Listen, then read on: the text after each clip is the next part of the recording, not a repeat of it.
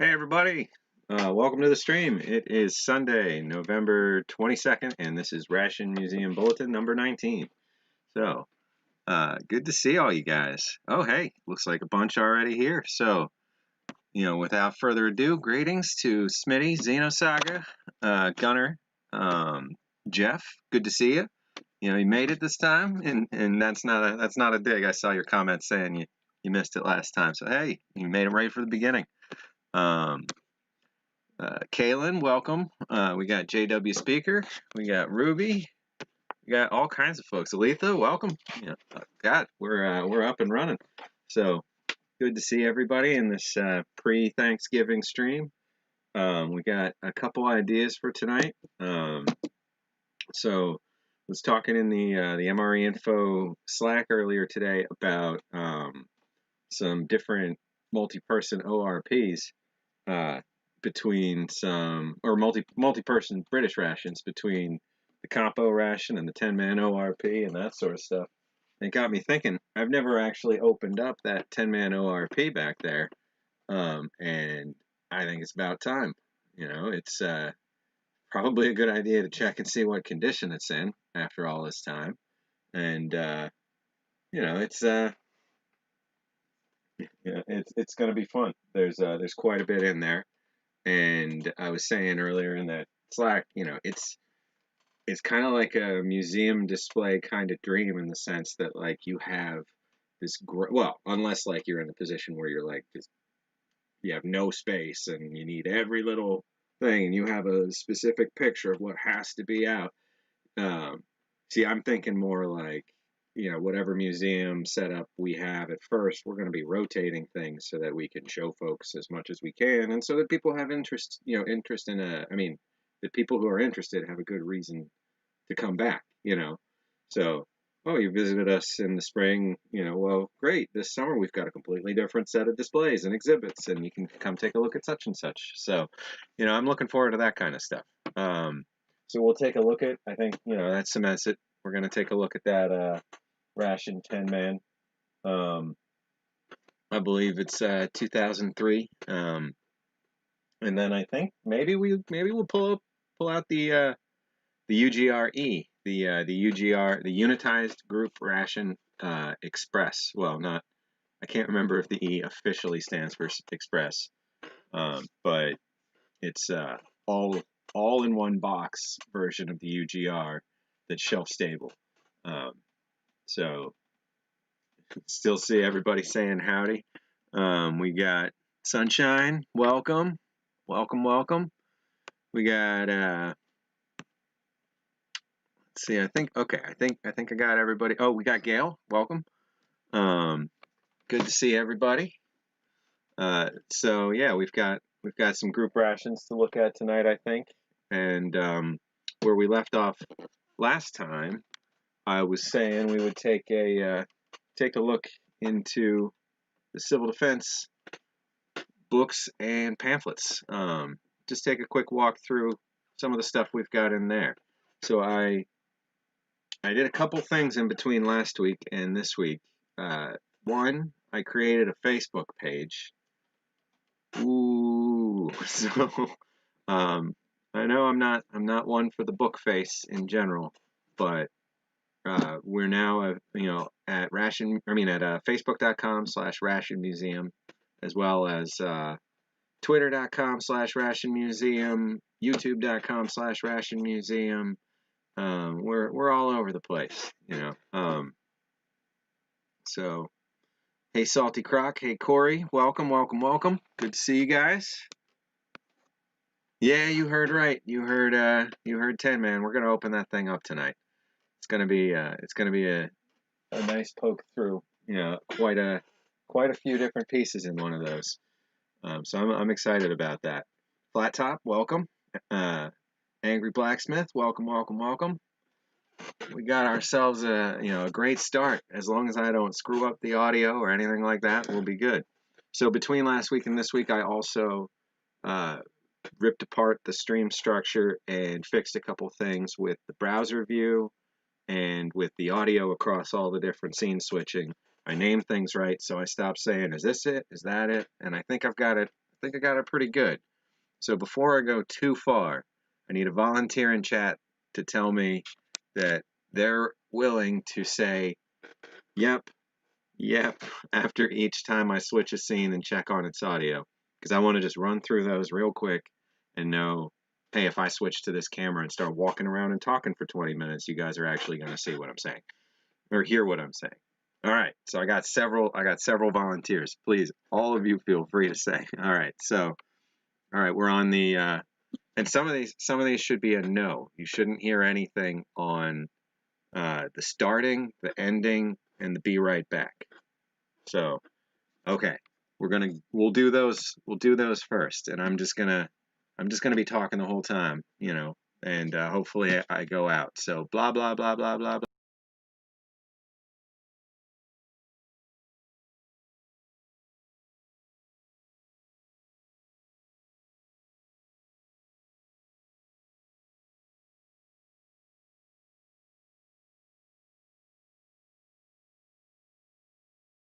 Blah blah blah blah blah blah blah. Okay, so hopefully those were all silent, and now this one should have sound. No, no, no, no, no, Smitty, no, it didn't end. No, I was saying I'm testing all the audio across everything. And then, how about this? Do we have audio in this one this time? Okay, no. Okay, I don't mean to scare anybody off. All right, just testing the audio. Okay. Oh gosh, scared me there. Okay, so this one, we're still good on the on where we can see the civil defense stuff. All right. Hey, Smokey, welcome, welcome. Good to see you, man. All right, I think we can say this time the audio is doing what I want it to do. That is excellent. That is a big thing for me for for not screwing that up from the get-go. All right, let me get the lights on here. So,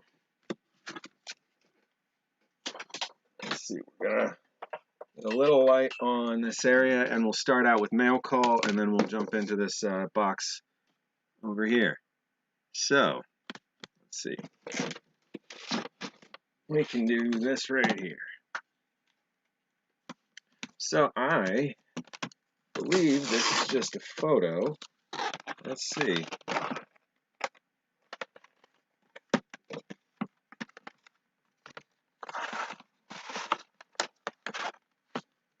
Oh, I'm incorrect. This is a good one. Okay. I forgot that was what was coming this week. All right. So, what we have here is some authenticated space shuttle flown seed packets. So, I wish I could tell you where I got or where the shirt came from, Aletha. I won this in Quizzo at a bar a couple years ago. So it was the along with a pitcher of beer, it was the prize at the end. So yeah, this is this is another part of space food history. This is a program that ran for at least 30 years between the Park Seed Company and NASA, where all kinds of different missions, seeds were flown into space, and there'd be control groups that were kept on the ground. And then for some of the experiments, they had, for some rounds of the experiments, they had an undersea laboratory as well, or an undersea container, where they would store them at greater pressure, at regular sea level pressure, and then in space, exposed to outer space radiation and all that. So we've got, let's see. I can't recall if it's just the one. I think it's just the one, which, let's see. Gonna grab my gloves here. There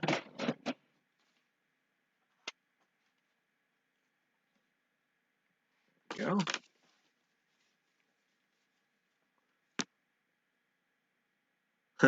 Oh, the gimbal's on the other stream. I just have this thing on a on a stick, but that works. Let's see. Let's see. Hey, this is great. 22 folks. Good start. Thanks everybody for coming up or for coming over to the stream today, for showing up. It means the world to me, and I appreciate each and every one of you taking some time out of your week to come see what we're up to and to chat rations and help expand the community a little bit, or reinforce the community, because nothing quite like ration collectors out there. So this is the COA for this. So let's see. Oh, okay. In here, I believe it actually. Wait, does this open? Maybe not. I'm not sure. I'll double check. But here we have the actual packet of seeds. They're still in there. You can't tell too much. They're about as flat as it gets, but you can see the imprint of them to some degree. Well, maybe it's a little more obvious to me in that this set of creases here is an actual crease with thickness. This is just in the material. Like this has some seeds in it. Let's see. Where's the microphone on this? I'm actually not sure. Well, it makes the slightest shaking noise, but so this is not one of the control groups. This one was actually on specifically STS 86, which I think was in 1998, or 97. I think this was a late 90s flight. Just catching up on chat. Let's see. Hey, Marilyn, welcome.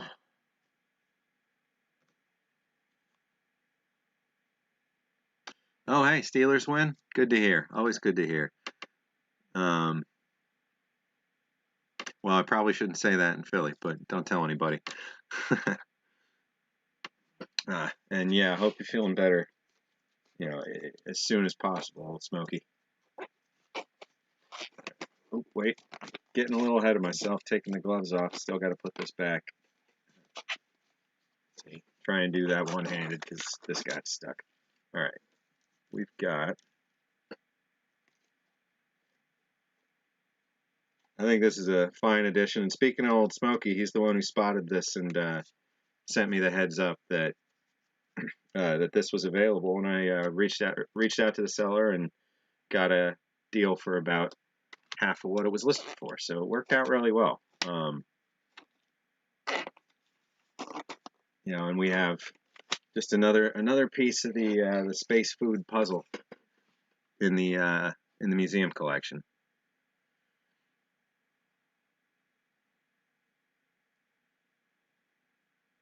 Yeah, Corey, that's this program. So that is the Seeds in Space program.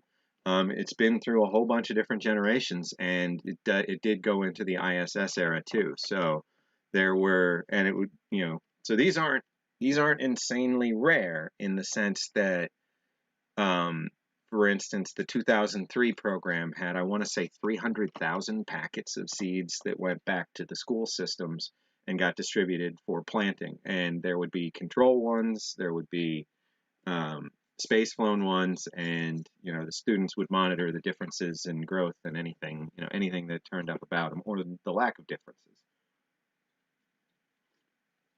But it'd be things like how many germinated, how many made it past a certain stage, were there any pronounced problems. It's stuff for kids to get a little bit more of a one-on-one connection with NASA and what's going on, a few hundred miles above us.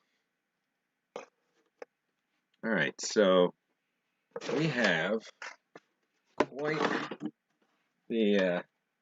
quite the collection of civil defense booklets, pamphlets, and leaflets, and other miscellaneous memorabilia.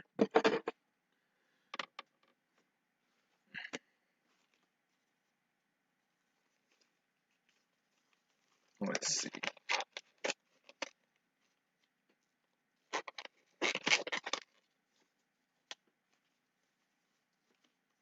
So I guess now they'd probably be able to restart that program. I'm not sure if they ran it through the Soyuz launched era, just because everything got so much more expensive to go up and come back down, if anything had to come back down, because of the extremely limited space in the returning Soyuz capsule, just the portion that makes it back into the atmosphere. So when we had the shuttle program, and the shuttle was docking with the ISS, and even before that, when it would go up and stay in orbit for a while and come back down and run its own missions in the onboard laboratories, we had a lot more space to move things to and from. The from is where the Soyuz era got a lot more restricted. So you can't you can't count. I mean, you can't bring back whole racks of experiment equipment or hundreds of thousands of packets of seeds when you're in a space the size of a couple refrigerators, and not much more. Which that just reminded me, to any viewers outside the United States, I hear that this is a particularly American thing to do, to measure things in the size of household appliances instead of like cubic meters, which I guess would be a lot more normal and common. But we don't think in terms of cubic feet or cubic meters so much as two washing machines or a refrigerator and a washing machine, you know, which would really be more like three washing machines. You wouldn't say a refrigerator and a washing machine. See, it's about the size of three refrigerator or three washing machines. But that being said, uh, completely lost track there.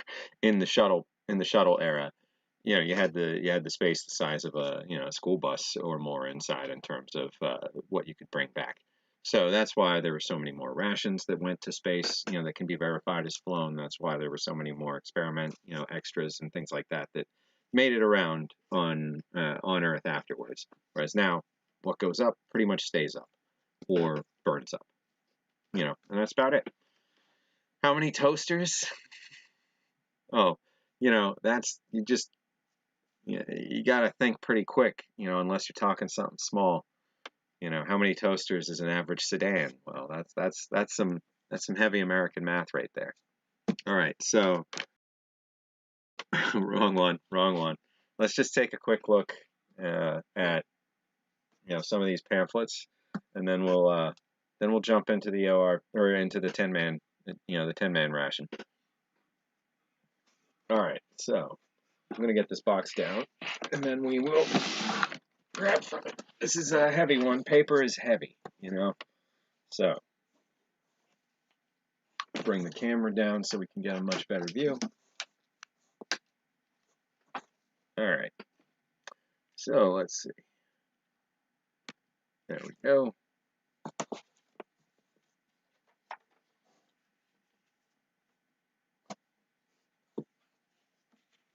So this era, the Cold War, it kind of cemented in the American people's minds this general idea of constant readiness for external threat, and that went into the American way of life, along with hamburgers and milkshakes and everything else that was popularized at the time. Was the concept of protection from nuclear war, from outside threat of invasion, from chemical attack, from radioactive attack, from all sorts of things that thankfully isn't part of our day-to-day mindset anymore. It was an era where people had to drill constantly in schools, well, maybe not constantly, but enough that you didn't forget about it. It was an era where it couldn't get too far from your mind, just because it was so prevalent in day-to-day life to see these little reminders, things like fallout shelter signs, and things like the Civil Defense Administration logos popping up here and there. But throughout this whole era, these kinds of pamphlets just tried to share the messages of better safety, better preparedness, how to make shelters, how to stay on top of your own stored foods, and what will last, what kind, things like what will actually happen when one of these bombs goes off. Um,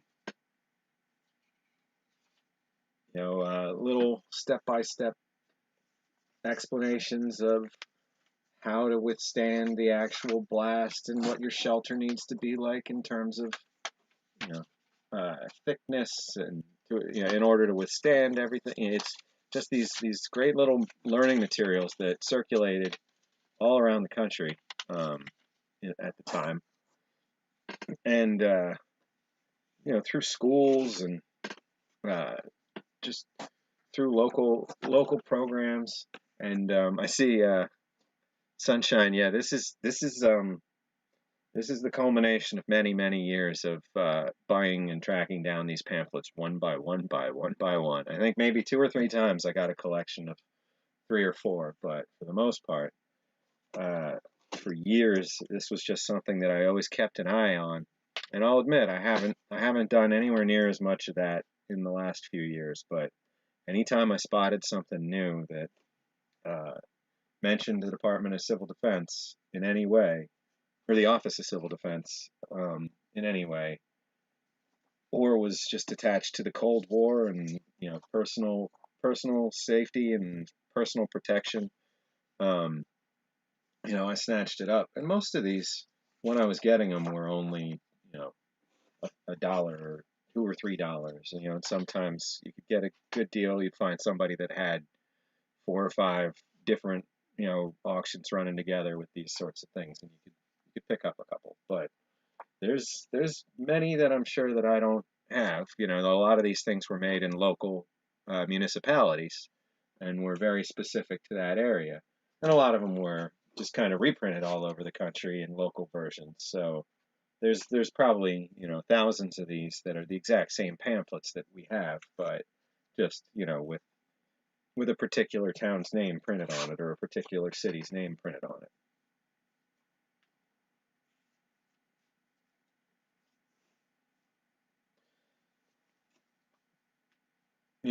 And this way, if anybody spots anything that they really want to dig in on, send me a message, and we can pull it out of the pile and take some time to look through it next time.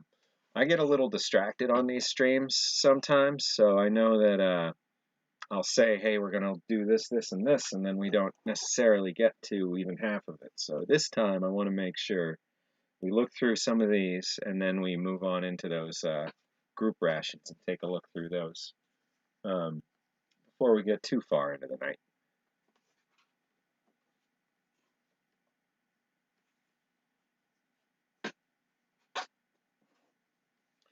Let's see.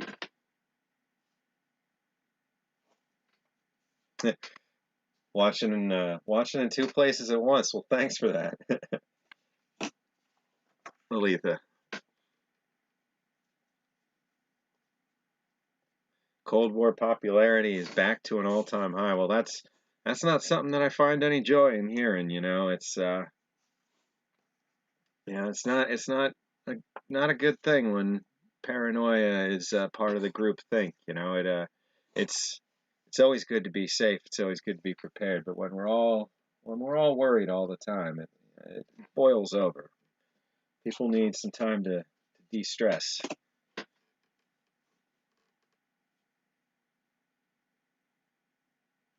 But very true. If you don't know your history, you're doomed to repeat it. That's a very good point, Aletha. It's easy to make the same mistakes others have made if you haven't heard about them. But unfortunately, plenty of people hear about the massive mistakes that people in governments have made and continue to make the same mistakes anyway, sometimes.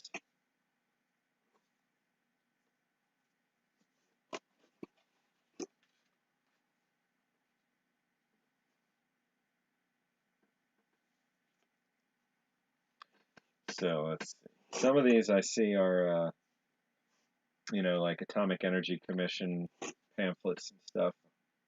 I think some of these, like, oh well, there is that overlap. The Atomic Energy Commission and the Civil Defense Commission did do some work together. That's probably why I have those. I mean, just to the effect of, you know, making what you have last. You know, a pamphlet from a local furnace company that gets into, you know, it's an advertisement for them, but it's also a reminder of you know, our duty. You know, do your part is the message there. But that you shouldn't let what you have in your house, you know, become garbage if you can avoid it. So if you're you know, if your fridge is wearing down, you got to get it serviced and kept in, you know, kept in service, that sort of thing. You know, if any part of your house can be kept running without going out and buying something new during the war, that was what was asked of everybody. You know, keep production for what was necessary for the war effort. So some of these go back into the 40s, but a lot of these are 50s, 60s, 70s. Radioactive fallout on the farm. I I took this one and got a picture of it and blew it up, and I have, you know, it's grainy and it doesn't look great, but I have it blown up as a poster. It's been on my wall for 10 years, and always always liked all the different positions in the you know, the Civil Defense Administration.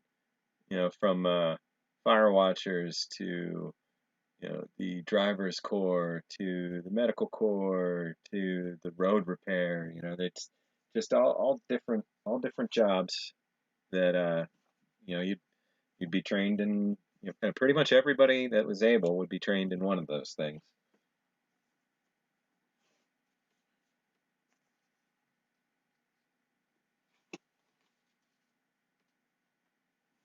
And I'm not sure that we'll get through too much of this because we are about 1/5,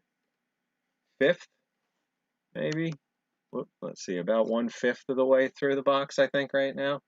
It's it's quite a few of these, and I want to get them all high color scanned. I mean, high quality color scanned, and um, you know, just get a really nice collection of all of these up online.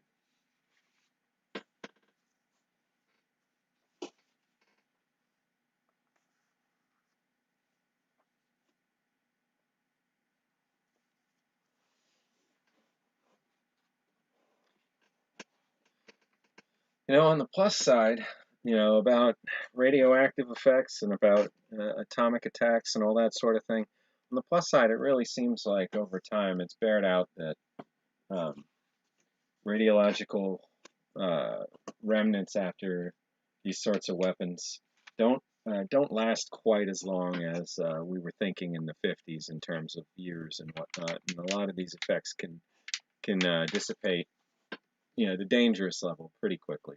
I mean, generation quickly, not you know, like we have to avoid it for millions of years, kind of.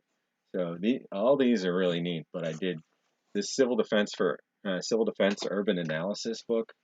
Um, this has some fantastic foldouts of method of determining spacing of casualty isorhythms. You know, things like uh, when you're looking at a urban zone, how you can calculate the likelihood or numbers involved in uh, you know, mass death across that area essentially. So we've got, you know, let's see at the top there, fatal casualties for City A, 2.5 time bomb airburst at an optimum height daytime with warning. You know, in terms of like looking at a grid and looking at casualty numbers as a representation of almost like a topographical map. You know, uh, but oop, knocked down that little book there. But yeah, this one has a lot of those kinds of resources, and I always liked that that one. There we go.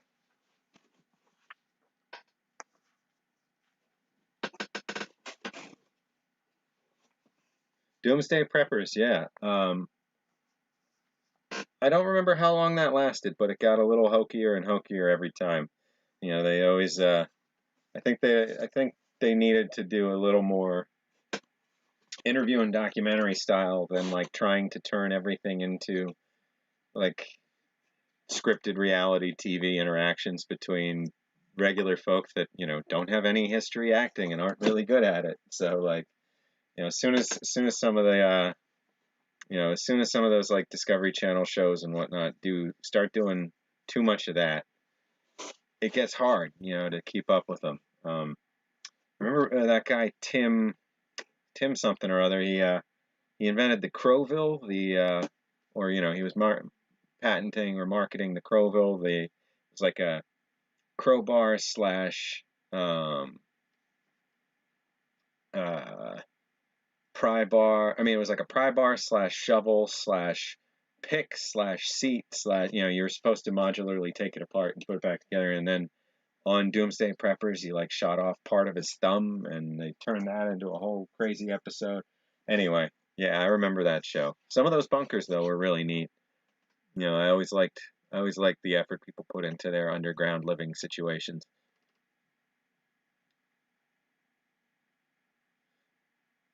A couple months ago, you were watching Family Matters with Urkel. Oh, Urkel and Carl locked in a basement full of civil defense stuff. Oh, that sounds fun. Sounds like it'd be right up my alley, actually. I didn't really watch Family Matters, um, but I've seen a few. But like I like anything where people have to use this stuff, in film.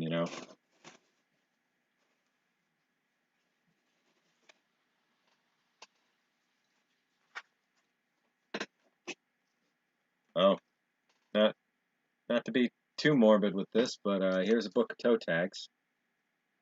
So each one of these um, could be filled out and strapped to a body bag.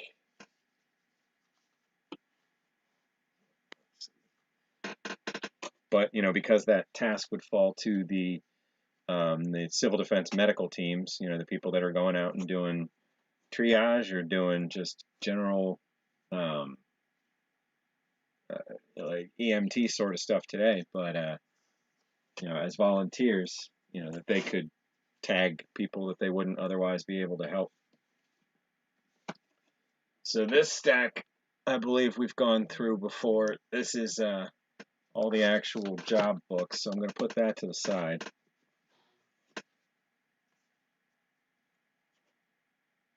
So you're going to have to go up a bit. Uh-oh. So whenever my phone's making too many buzzes like that, I just got to double check and make sure. Oh, okay. Because last week I know everybody was trying to clue me in that my audio was broken. Smokey's sending me some Master Shake stuff, I think. But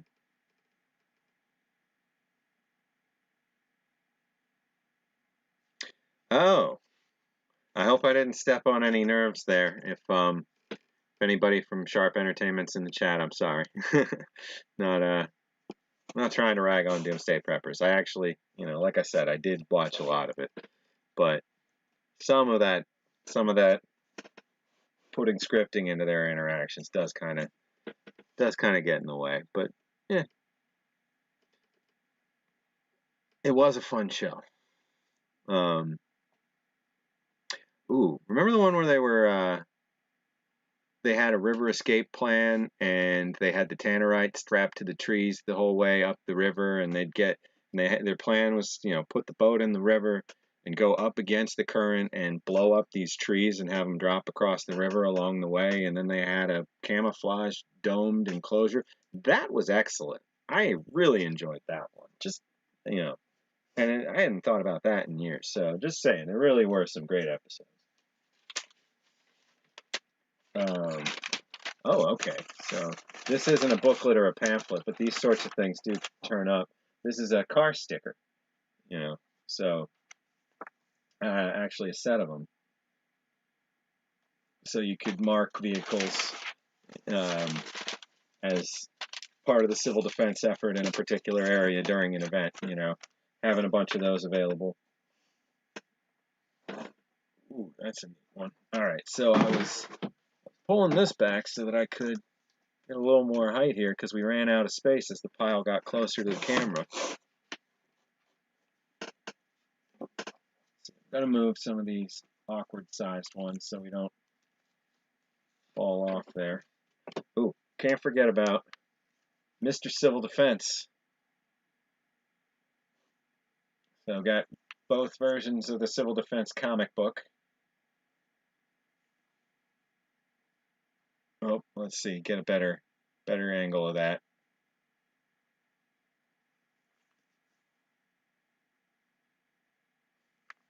And I don't know if I shared it. I don't remember, but I went to the Zippo Museum in Bradford, Pennsylvania, a couple months ago, and there was a little Mr. Civil Defense in there as one of the special Zippos they made, and they had the original engraving plate, the big version that gets translated down to the tiny version. Mr. Civil Defense. It was really neat, you know, among all thousands and thousands of amazing Zippos and everything, you know, and that's a really good American company, like, you know, in terms of they produce a solid quality product and they stand by it for the rest of its entire life, no matter whether or not that exceeds your own life. So every Zippo is lifetime guaranteed. So if you find one from like the 20s and it's in, you know, it's in repairable shape, you know, they will fix it. So you contact them and they will happily take it and fix it as part of the story, you know, part of the life of that Zippo. So, and there's a lot of cases of really old and, you know, pretty beat up lighters getting restored to perfect new, you know, quality in there. Well, depending on what you want them to do. But then there's also some stories where it's just beyond possible to save them, but they turn into their own, you know, their own unique story just the same. This is a cover, you know. I love that one. And this one's actually pretty common. You can find that one. So if you were looking for your own collection, you can find You in the War. You can find Survival Under Atomic Attack too. A lot of these you can find. More like this kind of stuff is the ones that are extremely obscure and don't turn up very often. So when you see them, you know, when I see them, I snag them. Like just they're not super engaging or exciting, so people don't think there's going to be a collector out there for them. But the ones that are just flashy and beautiful, you know, in terms of just those era colors. Hey, Joe Green, welcome to the stream. Um, it's you know, and James didn't say howdy earlier. Welcome, welcome. But yeah, the ones that are just gorgeous, you know, in terms of like era appropriate colors. Um, you know, you can find those because people didn't necessarily want to throw them away. Protection of industrial plants and public buildings. You know, and here's like just the kinds of mailers people would get. Civil Defense and Disaster Corps from the city of San Jose, California. You know, keep me in a prominent place. And you know, this is just the container. I have the rest of the stuff in and among here, but you know, just neat. Uh, this is a very hefty book. The Nuclear Winter: Implications for Civil Defense. And then I think I've shown this one on stream before. I think we're through the main civil defense stuff, and now we're getting into just general Cold War stuff. Notes on Communism in the Cold War, the Military Assistance Institute of the Department of Defense. And this, I believe, I don't think it says top secret or anything like that, but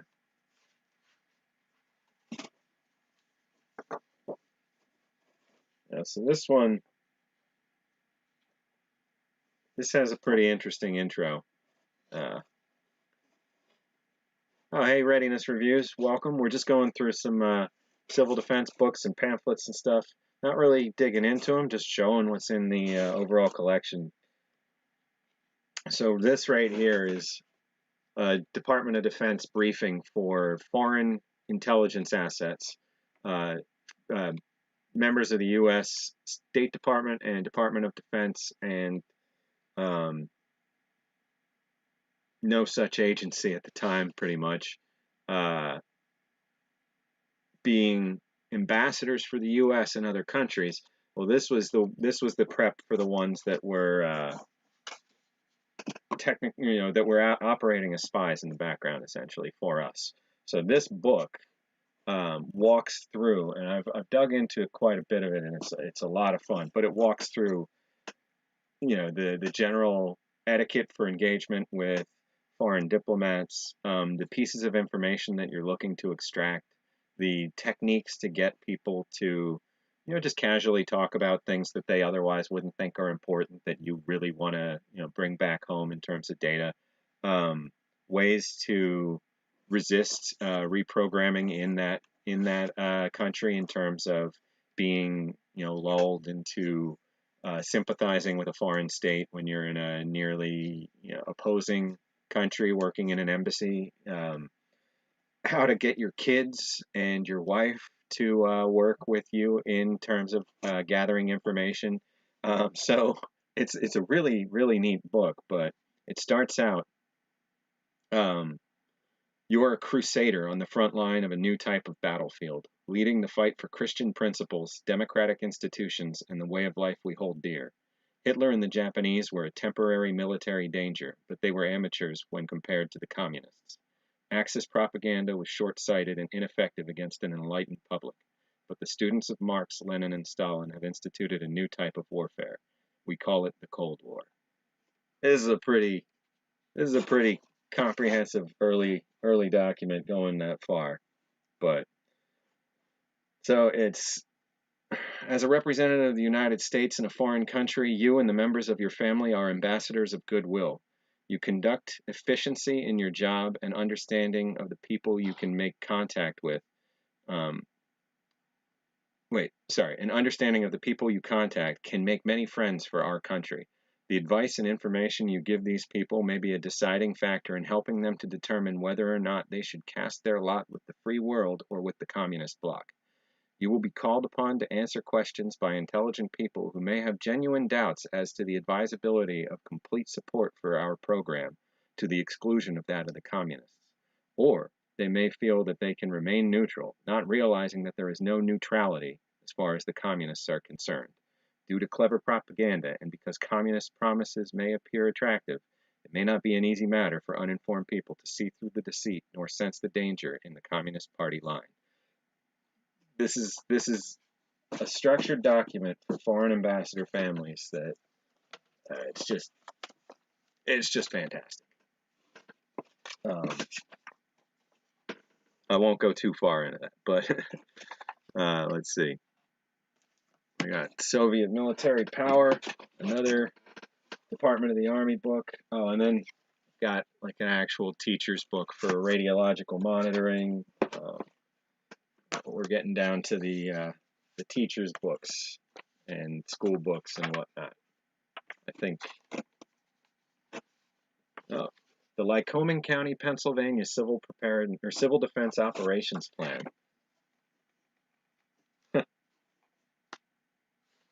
The names of everybody, the succession, the people with backup information, all that kind of stuff's in there.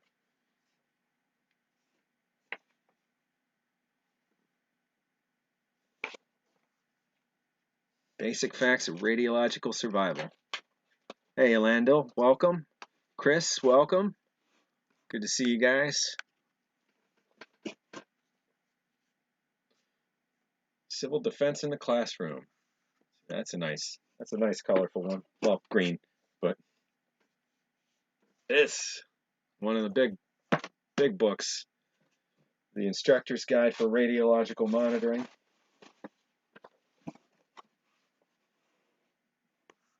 Selected readings for first aid techniques. Let's bump this up a little higher again, because excuse me, the pile is climbing, and I'm doing it. I'm spending almost an hour talking about pamphlets. I knew I was going to do that. Now is the time to prepare for hurricanes. Well, you know, always, always, unless you think you're going to get your hurricane preparedness done in a week, you should pretty much be thinking about it as part of your living in a situation if you're anywhere, you know, in a hurricane path.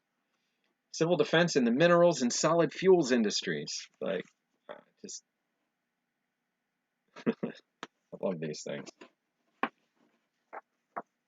Civil defense in the textile, apparel, and related industries. So modern, so chic. Shelters in new homes.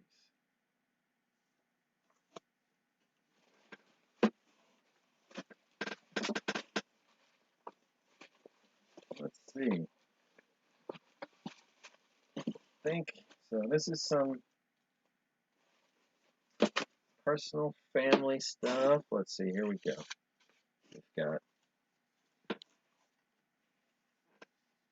this is a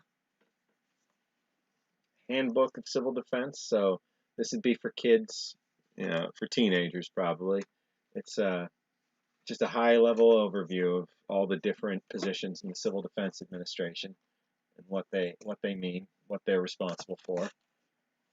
This isn't really civil defense. Oh, this was I believe I got this from my uncle. That might be why this is in with everything else. I think it might have been with this, but this was you know, it was just expected of every kid in America to know the general outline of many types of aircraft in case of you know, needing to know during an invasion what's over us, who's over us, that kind of thing. A war ration book. Let's see, that needs to go with all the others. But civil defense license plate. That that came from uh, that came from a friend in New Hampshire, runs a bookstore, Matt Glover. That was a fantastic find.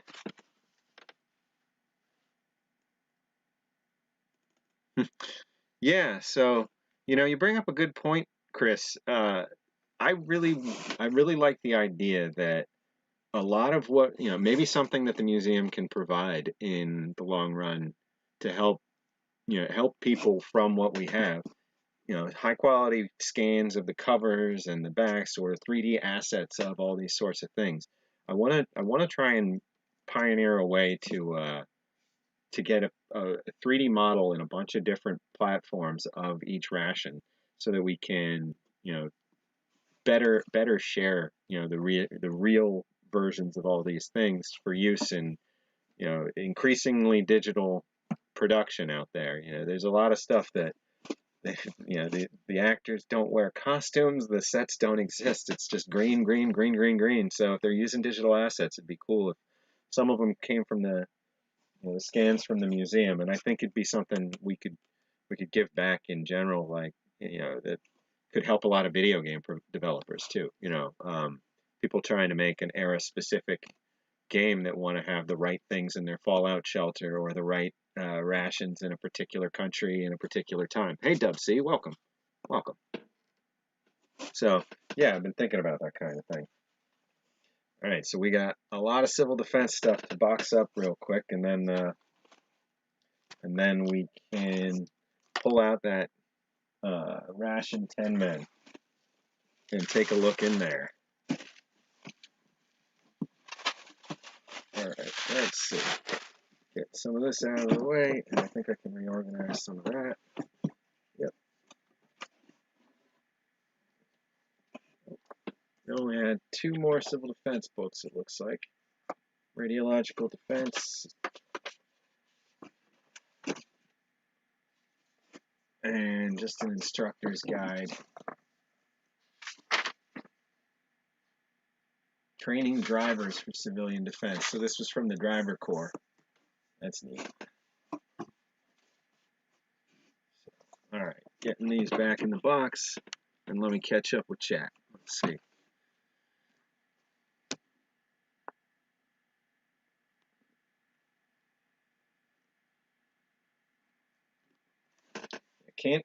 Can't be too prepared. Well, maybe, I don't know, but always good always good to be thinking about, ways that you could help other people in the event of a disaster, or that you can keep your community uh, operating, and that sort of thing, more than just you know keeping yourself alive, but keeping the American way alive too.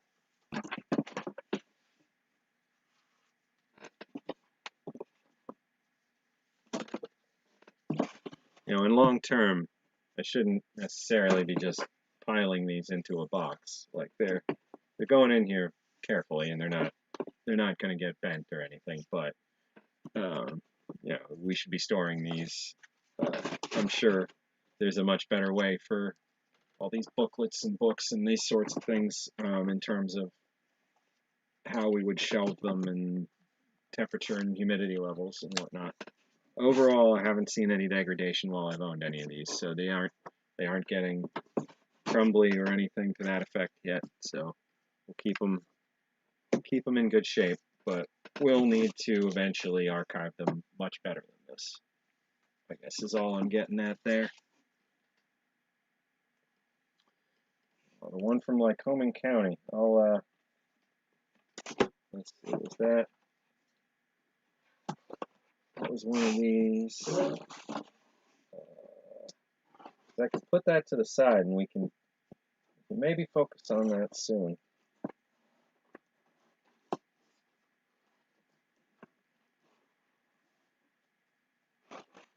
Go. Put that near the top when this gets put back together. That's this one. Let's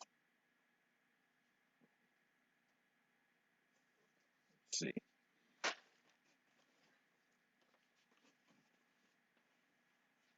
Mr. Civil Defense.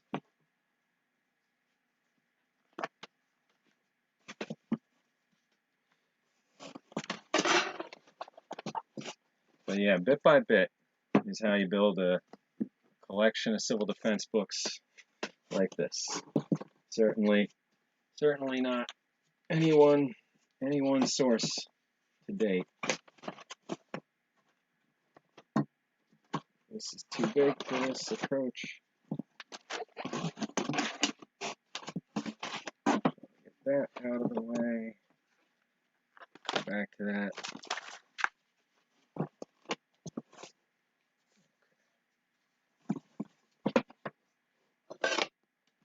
Bear with me for just a minute while I get these put away, and we will pull out the main event for the night.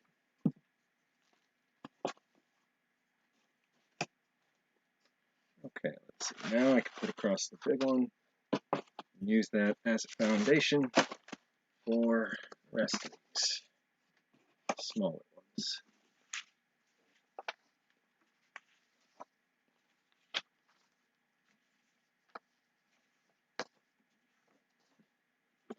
Alright, so a few old Geiger counters. Yeah, we have a collection of I think 3 or 4 models of the yellow Geiger counters. Well, technically they're not all Geiger counters. I have a few ion gas cloud chamber ones, and then so there's Radiax, scintillators, ion gas cloud, and Geiger are the general types of radiation detection meters that you're going to find. Then there's dosimeters, which are going to be like a resettable needle on a scale that slowly gets exposed and changes, or like a one-time use, like an exposure badge, like a film badge. So we have a lot of those examples in the collection, but not everything. So I have 5 or 6 types, I think, or maybe 4 types of the civil defense dosimeters, mostly by the Bendix Corporation, and then a handful of types of the meters, also by Bendix and Victorine. and then 2 Radiacs, and then I want to say a Precision Instruments scintillator. Yeah, a bunch. We have a couple different ones because that's definitely a big part of all this. Oh, and then we showed it last week for a minute, but the I got a couple of these. You know, these civil defense armbands. It's part of the job. You could identify yourself quickly. You know, it wouldn't have to have a whole uniform. Wouldn't have to carry around too much to immediately be able to recognize each other when you're running out into the street looking to link up with other people doing the same job, the same piece of community protection, essentially. So, all right, I think we successfully walked through a good deal of those, and I hope you guys enjoyed them. There's a ton of information in there that we want to share, but you can see it took an entire hour just to put them all down on a table. So it's quite a bit. All right, so let's get this going. Let's grab this 10-man.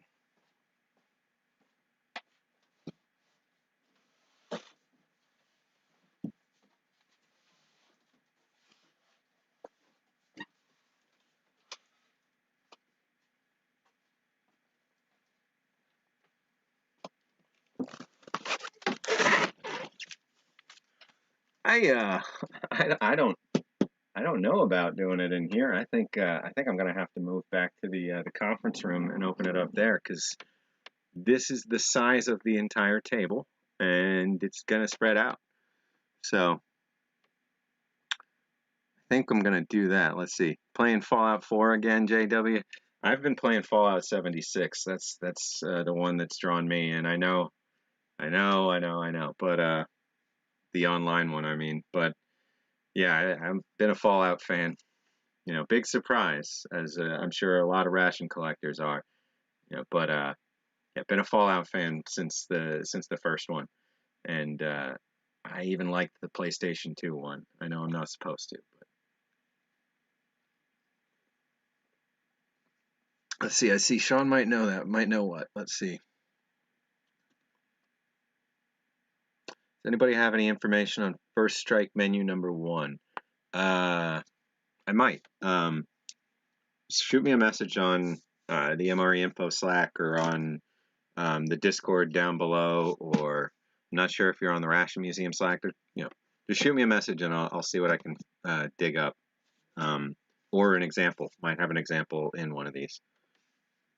Because I know I had a menu 1, 2, and 3, so I might have eaten one of those 3, and I have the 2 and the 1, but let's see.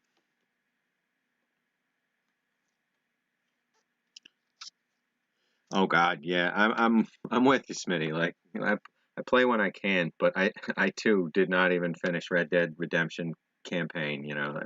I don't thankfully I'm not just buying games that I don't play anymore. So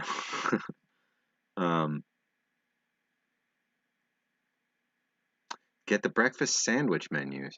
I'm not sure. Breakfast sandwich. That doesn't ring any bells.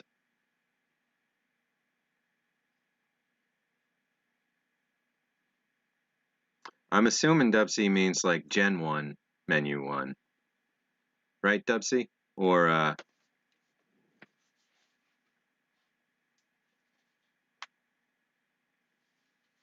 well, I can double check, but yeah, let's get this moved over to the other room.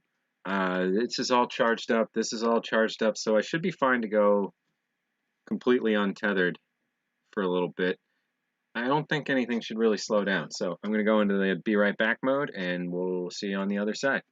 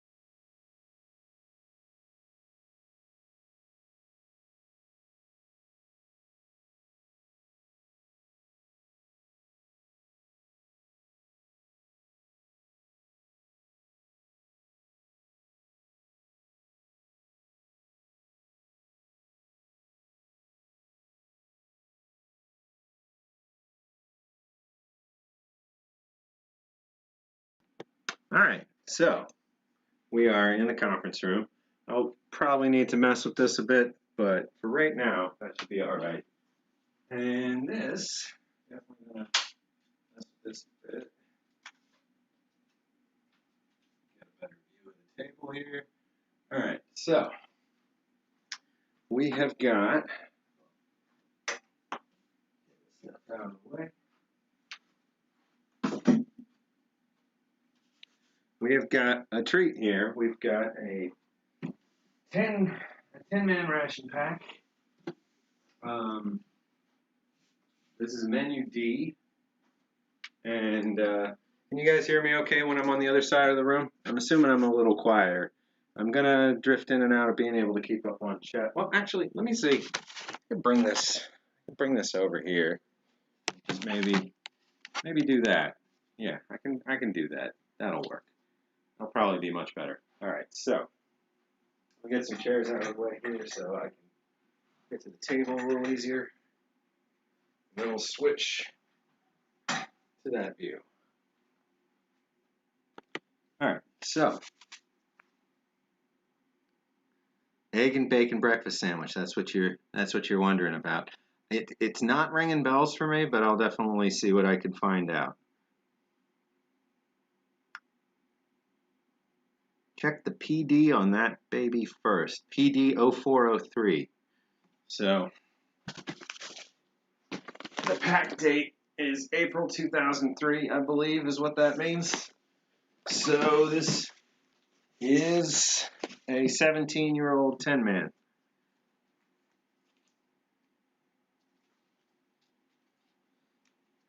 No sound in 3, 2, 1. Uh-oh, what? What did I do? You guys can hear me, right?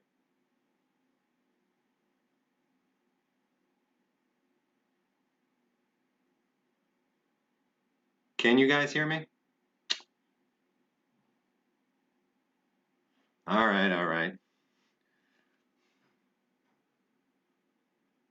Oh, okay. I was about to restart things. Please don't. Oh, man, it's been a tricky couple weeks with sound, but I think I got it pretty well sorted out this time. So this has been opened and retaped. It looks like maybe.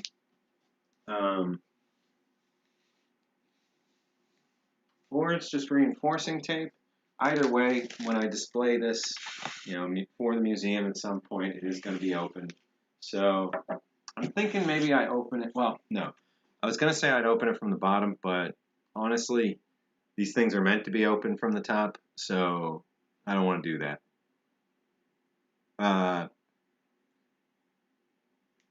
Yeah, exactly, Corey. Yeah, this is nearly first gen. I mean, or nearly first run. So this is an early one. And just in case anybody watching is also looking at them, I'm bidding on some compo rations in the UK. You could maybe set these out. Would love to get one of those too, at least for the museum collection. Just since it's pretty rare that they show up from somebody who's willing to ship to the U.S. in the first place. But all's fair in loving MREs. So, all right. I hope this isn't making anybody cringe too hard here, but we're gonna cut right on in. I wanna do it so that it looks all right, but.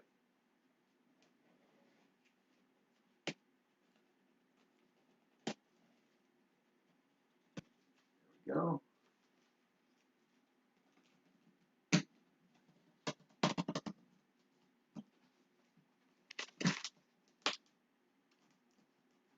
There are some slightly thicker bits of tape here. But there we go, we made it in. What's the weight on this bad boy? Let's say a rough guess, 65, 55. Let's see if it says on the outside.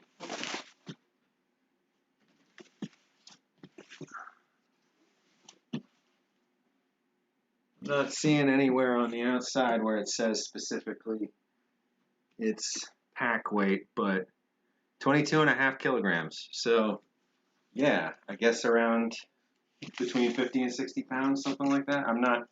My math isn't quick. But this breaks up into the sub boxes. Is this the kind, hey Smokey, you were saying you were looking at, the one that I don't mean to bring up a fresh wound, but that you didn't get. Is this the same kind of box setup you were talking about? Because let's see, gonna get a little more height on this, just because there's so much going on here. All right, so it's got these little handles. I'm not gonna punch them out just because they're still like this. But you open them and then you lift. Ooh, now that's that smells pretty neutral. Just the slightest whiff of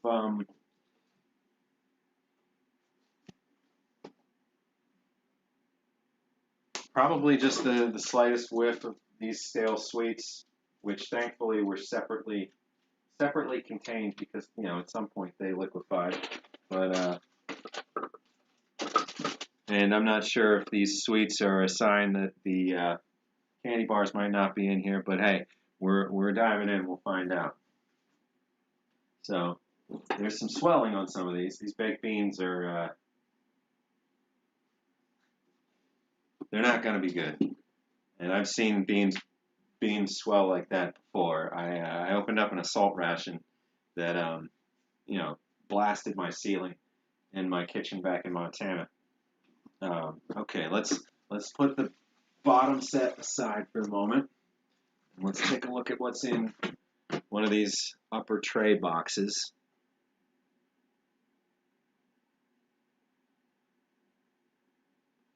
Canned only stuff. Gotcha. This is an everything kind of ration. So this is 10 men one day. So we've got breakfast, lunch, and dinner, and all the different bits and pieces that go into that. And this is a kitchen style ration. This is meant to be cooked up with actual cooking with ingredient mixing and all that kind of stuff, and not just like, hey, heat this up, eat it, heat that up, eat it, but take some of the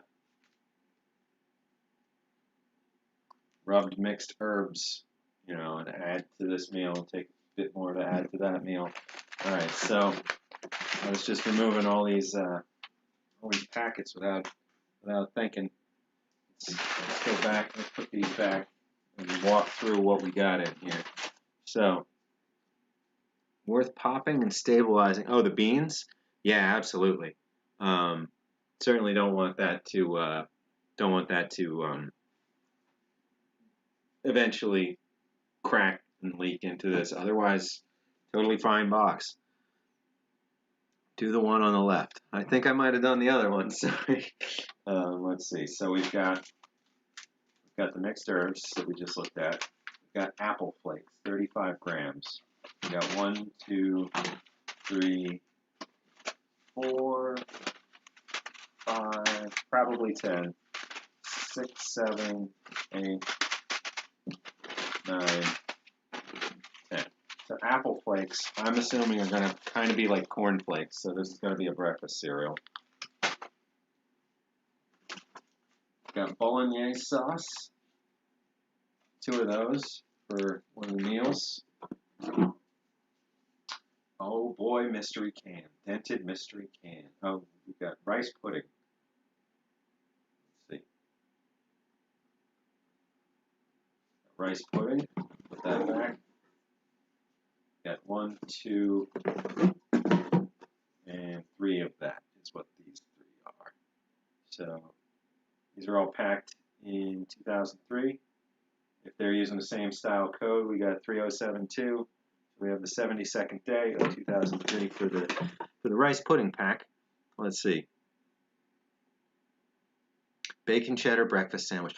Bacon cheddar breakfast. Oh, Oh, okay. That takes me back. It's been a while since I had the bacon sandwich. Okay, I wouldn't even think of it as a breakfast thing so much, but I guess that was its purpose, right? Because it was a 24-hour ration, and if there's a bacon sandwich, well, that's your breakfast. That was weak. Um, I hate to say, that was a weak sandwich. It was of all of them, probably in the earliest gen.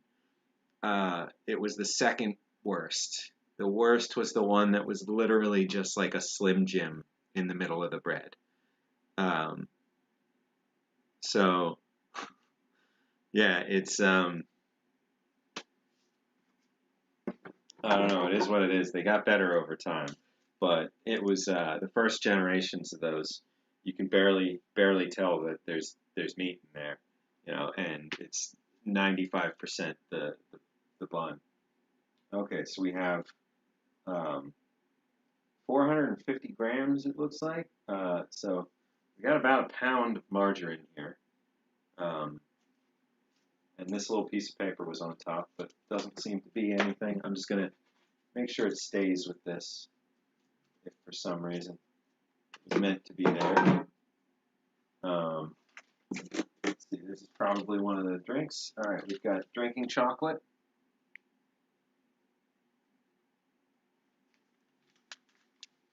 Oh, hey, 28 viewers. That is great. I'd love to crack that. That'd be excellent. I'm glad all you guys are sticking around, and we're not screwing up the audio, and video's working as we move around.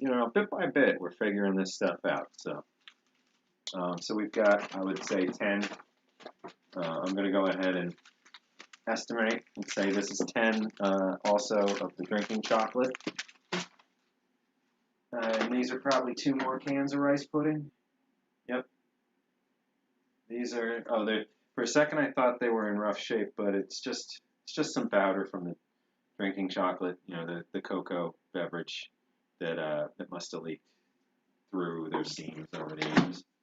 And we have a second tub. This one is cheese. Description, cheese.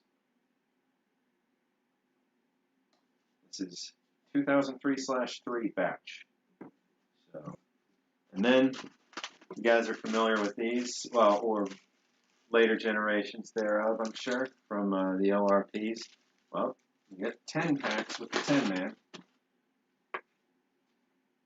The wraps are really good.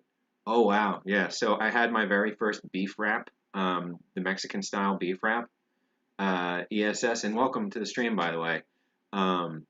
Yeah, I had my first one of those just a few days ago. Gundog sent it to me a couple years back, and it was right before I moved, and it went into a box, and I didn't get to it before I had to store the ration part of my life for a few years. But I finally had it just the other day, and wow, I really enjoyed it. It was like a frozen taquito kind of, but way better. I enjoyed them, and I need to try more of those wraps. So, yeah, the Bridgeford stuff, like the early days, and when I tried that wrap, I had this in my head that it was going to have this kind of chemical bread taste, and I think that's because I just got used to that from Bridgeford, for the sandwiches at least. But no, it looks like they moved it, they got better at that over time. Love the pizza ration, or just pizza in general. Cooking it and got pizza on the way home. Oh, enjoy. I was thinking about eating one of them pizza MREs tonight, but I think I've done enough stream eating for a little while. Got to make sure we get back to taking a look at rations and learning some stuff together. Plus, not this week or next week, but the week after, I do still plan on first stream in December, eating that 50-year-old chocolate nut cake. So we're going to see how that goes. So here we got powdered milk. It had some heavy lumps in here that at first I looked down and saw milk and thought it was going to be like milk chocolate. But you can tell this is pretty solid here. I mean, if I squeeze hard enough, it'll break up, but I don't need to I don't need to break it up necessarily. So that's this box. This is all kinds of pieces of the overall puzzle. So we've got the milk, the butter, the cheese, rice pudding, some toiletries, a great deal of chocolate milk, chocolate drink. We've got these 2 bolognese sauce packets, and then we have these 10 packs of cereal, and 1 packet of mixed herbs, which is thyme, marjoram, oregano, parsley, sage. So parsley, sage, rosemary, and thyme are in this. Oh wait, no rosemary. I spoke too soon. Parsley, sage, basil. No, got ahead of myself for a joke that didn't land there. That's all right.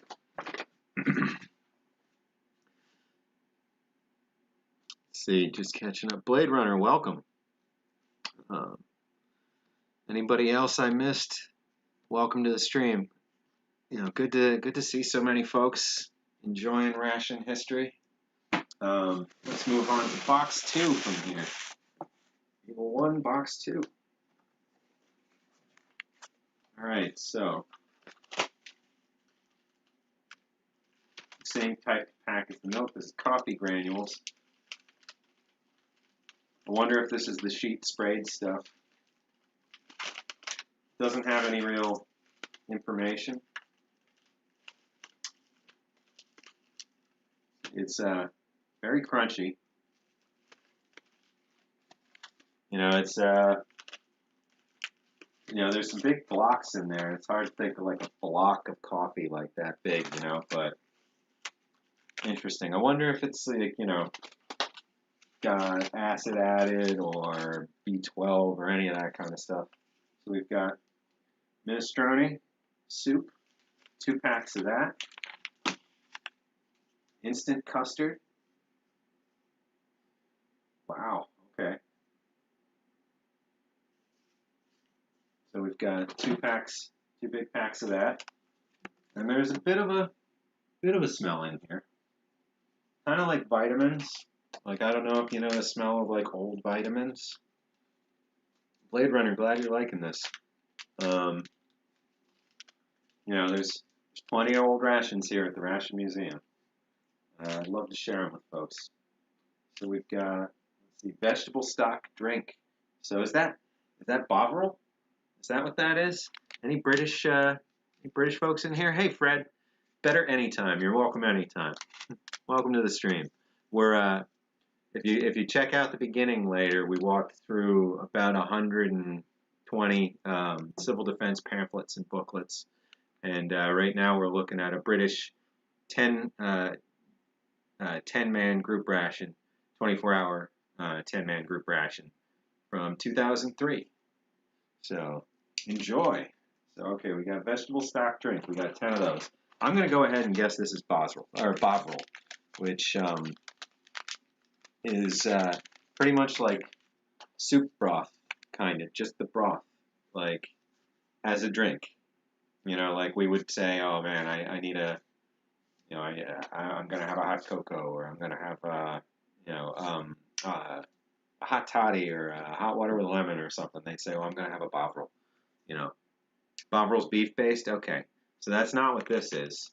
This is the same kind of thing, but not beef-based. And that's what I was thinking, too. So thank you for saying that, Russell. And welcome to the stream. And Renee, I didn't get to say hi to you either, so welcome. But yeah, thanks for jumping in. I appreciate it. I'm not an expert here, so anybody that needs to correct me, please do so. So yeah, but I guess the idea in England of drinking kind of like a soup broth, like with no other material in it, is a little more normal than it would be here. So this is eggs, whole egg powder, reconstitute with 1.5 liters of water. I would imagine this would make quite a bit of egg. We've got curry flavor instant noodles. And I need to find one of these things that's not for the museum's collection, because I would love to try some of these things. And try to mix up, some of the big meals. But this is a dream for a display, all spread out. This whole thing spread out to say, like, look at the bulk, look at the mass of this meal.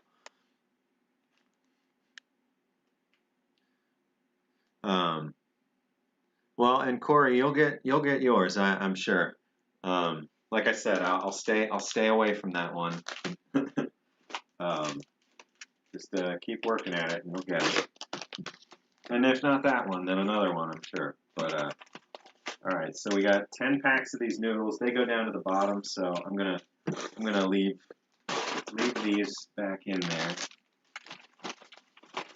We got a nice stack of those. And actually, I'm gonna turn this so you can see a little bit more in it. There we go. Oh, phone keeps dying. Ah, sorry, Fred. Well, at least you know that it's going to be here if you have to come back to it later.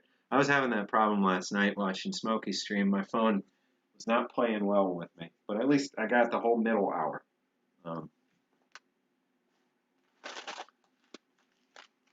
What's chicken base bovril or avril? Oh, you're in Gloucester. Nice. Well, glad you're tuning in. I think I said that close to right. I hope I said that close to right. Gloucester instead of Gloucester.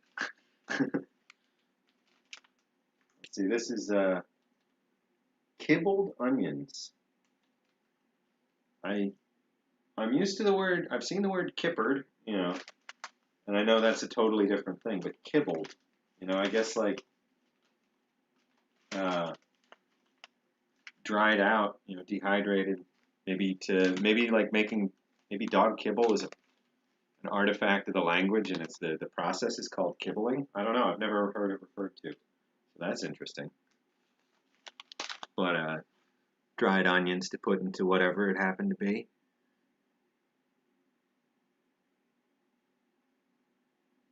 Let's see. Who has the security code to the museum? Well, I think you guys might know Nick from previous streams. He's it right now. So, and it's a physical RFID key and then an actual key. You can't get in the museum with a punch code. Though oddly enough, my actual house, is a number entry lock. All right, so we got pure cane sugar, Tate and Lyle. And this is neat civilian brands. I always like, I love the military stuff, don't get me wrong, but the civilian brands stuck into these, especially when they're a bit of a time capsule, are always neat. So we got some McLeod's tea, and then here's the main event for a lot of folks. Dunkin's milk chocolate. Doesn't look like it's rum raisin, just milk chocolate. But Dunkin's of Scotland. These have a distinctive chocolate smell. Not bad either, but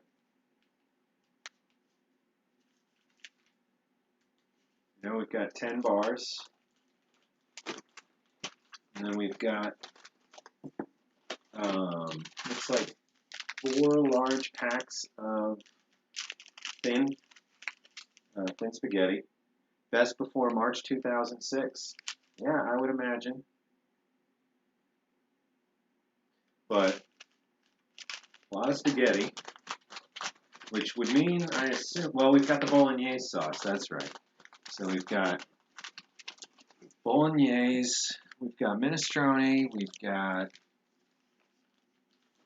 the ramen or instant noodles, we've got the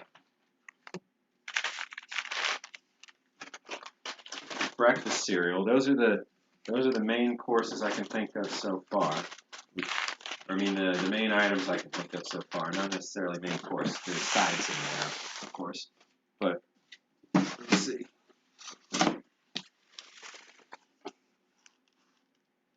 Now we've got the cans. Wow, indeed. So we're just gonna pick these up and look at them and put them back in place. Just no sense getting it all over the place. But we've got minced lamb. We have one, two, three, four, five cans of minced lamb that I can see. We've got one, two, three, four of these hard candies that I'm going to put to the side for now. Oh, 63, 2003. That's literally from the month they shut down. Oh, interesting. Well, oh, almost midnight. Well, have a great rest of your night. Get some sleep, Corey. Glad you made it this far in it, and catch up tomorrow with the VOD, if that's the right terminology. Just got a 1950s RCI. Oh wow. Oh wow. And you got, oh nice. Was it the whole case, or was it just was it one shoebox, like one C8 or one C4, one C6, or one of those? And the cigarettes were consumable. That's a treat. I was telling some of my family last night, like, I don't smoke anymore, but there's just something, those cigarettes from the 1940s and 50s and the 30s, there's just something different about them. They're just dramatically better. Uh, and a lot of us in the community have, even if we don't smoke, tried one or two of those. But I'll admit I did used to smoke cigarettes, and I had a lot of ration cigarettes along the way. There's a lot of packs I cracked and smoked all four of them myself, but I'd usually try and find folks to share with. So we've got. Sorry to get a little distracted there with the cigarettes, but good find, Blade Runner. I hope you enjoy. Um, and you can rest easy knowing there's a bunch of varieties of RCI in the Ration Museum collection. Well, two or three varieties, but we'll always find more. We've got corned beef. We got 2 cans of corned beef here.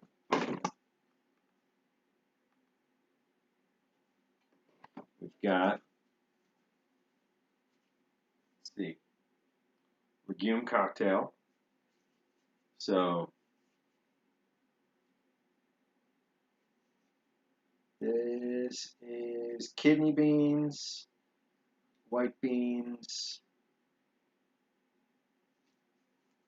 I'm not sure. It's in Italian. So there's 2 cans of beans, of mixed beans. Let's see, we got another, and these are, it's interesting, the choice to like not label nearly any of these, but also not to, there's no like special can. It's just a regular can. It's just not, they're not bothering with the fanfare of labeling the ones that are just for military production. Let's see. Trying to get this to zoom, or just, there we go. Strawberry jam. There's a whole metal can of strawberry jam. That's just, it's so unique, and I bet, in 70 years this is going to be fine. Like, it's just a brick of strawberry jam. We've got some corn, some sweet corn.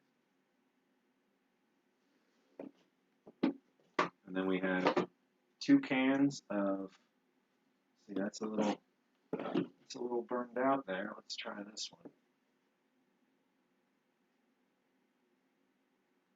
2 cans of sausages in lard. There we go. That's gonna be good. And I never mean that sarcastically, really, with this stuff. It was a shoebox, but it only had an accessory packet, foil lined, and 1 can that was toasted. Got it. That's really good luck. So you had the other half dozen or so cans in good shape, or 5 or so cans in good shape. Those are neat, with like the bread in a can, and the depending on which generation you picked up, and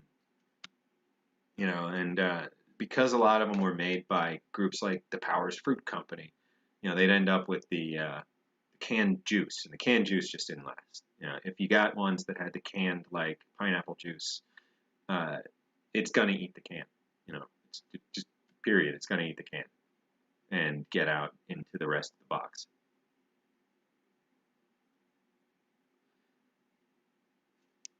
Let's see. Forgot to close the tab. Well, good. You know, subliminally, you don't want to go. Just stay up another 35, 40 minutes. All right. Let's see. See those two? Yeah, I'll admit, Joe, I wait till the end, so that I don't drive the price up in the meantime. But yeah, those two are, I've got a bid locked in for the end on those. The sniping 7. Sorry for anybody I've sniped in the past. It's just kind of, I don't like the idea of driving up the price before the end of the auction. So I don't give people, the chance to bid back when I'm going to bid, and if I don't bid enough, I don't bid enough. That's it. Then I lose and don't have the chance to correct it and try again. But honestly, it keeps me from paying more for something than I should more often than it actually lets me win. A lot of times there's somebody that's still willing to pay more and you just still lose. But how much did I get this for? This shoot, this has been a long time. I've had this for quite a few years. I can't say I remember. I'm lucky that a lot of this stuff is a good deal cheaper than it is these days, but I can't remember. I know it was under $150 though. So probably, I know you can occasionally see them for about that much these days. So we got Quaker Oats. We've got a big old thing of garbage bags. Let's see, what have we not looked at in here? So we looked at all of this and all of this, and I can put these candies back.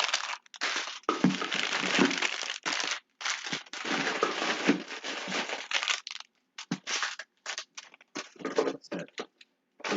There's a divot in here where they sat in the cans and just locked right back into place. All right, so over here, these cans are sticking to the bottom, so there's something probably sweet in here. Oh, baked beans. So we've got bulging, and these are just in tomato sauce. Beans, water, tomatoes, sugar, glucose syrup, modified cornstarch, maize starch, salt, flavorings, and spices. So these are starting to leak in a couple cases. Oh, yep, this one's stuck to the bottom. This one's almost stuck. Definitely getting some separation there. This one's bulged and about to split. So the beans did not fare well in this one. Cans on right are bloated beans. Yeah, you're right. You called it. You got all 5 of the cans of beans are swelling and in bad shape. We got some Dora chopped tomatoes, product of Italy as well. So there's a fair bit of Italian off-the-shelf goods in here.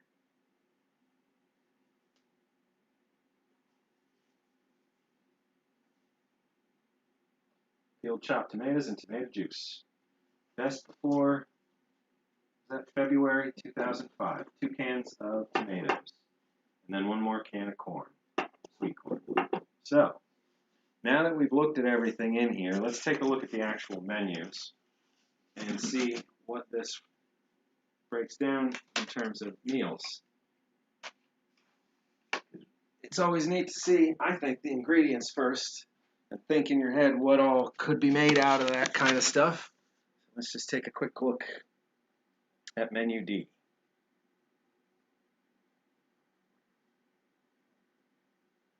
All right, let that stabilize. Maybe, there we go. Okay, so we've got porridge, apple flakes, bacon grill, baked beans, egg, strawberry jam. bacon grill. Did we see any bacon in here? I saw 2 cans of sausages and lard. I don't think I saw any bacon in this. Main meal. So this is a two meal ration with a snack meal. So your main meal is soup, lamb minced, pasta, assorted vegetables, syrup sponge pudding, and custard. So let's see, for the sponge pudding, we know we have the instant custard's different. For the sponge pudding, you would need some kind of bread, wouldn't you?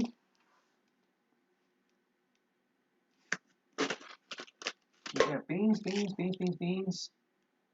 lamb, sausage, tomatoes. I mean, see, corned beef, cheese, instant noodles, chocolate, boiled sweets, syrup sponge pudding. Back to these. We have the plates. We have rice pudding. We have rice pudding. Rice pudding and sponge pudding aren't the same thing. But maybe that's what this actual can is. You know, we've got, it's not ambiguous here. Rice pudding. I would imagine it's sweet. I would imagine there is syrup in there. And the apple flakes themselves don't appear to be oatmeal or something like that, or breakfast cereal. It seems like you put it on your oatmeal. So there's the whole can of Quaker Oats, and then you put the apple flakes on it.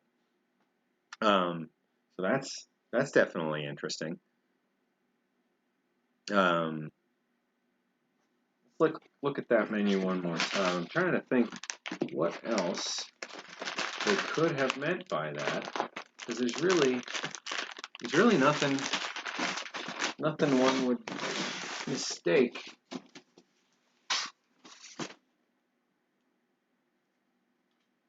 Bacon grill is what I'm not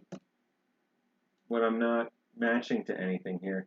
Nothing on here says sausage, though the pasta bolognese probably uses the sausage.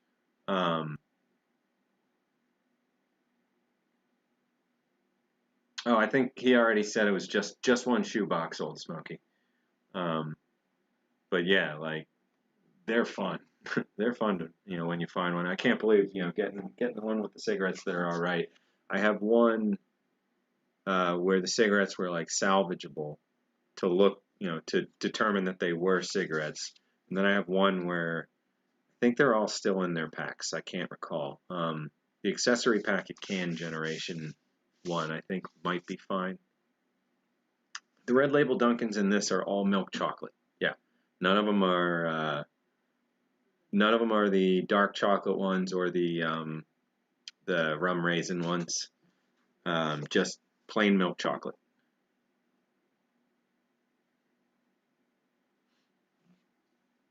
Put the tomatoes on pasta. Yeah, I would think the pasta in the main meal is going to be the pasta bolognese. So that's going to take the spaghetti sauce, the bolognese sauce, the tomatoes, and the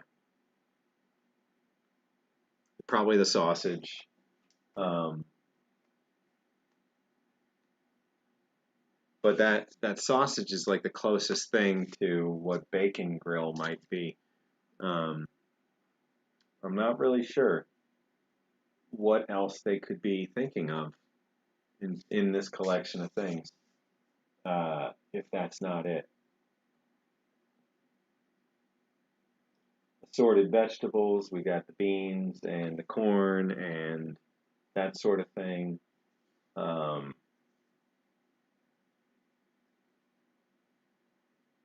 mean the mixed beans, not the baked beans. So breakfast, baked beans, eggs, strawberry jam, the oatmeal and apple flakes, and then bacon grill. I mean, it just seems like it has to be that sausage and lard. That's got to be what it is. unless it's bacon fat in the can. Eh, you know, sausages and bacon fat. Well, it says sausages and lard, but yeah, I'd like, I hadn't heard of the rum raisin Dunkins, but now I want to try them too. So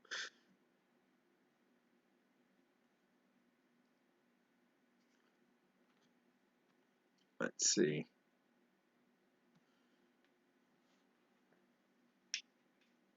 All right, let's get these boxed back up. Tilt that back up. All right, so,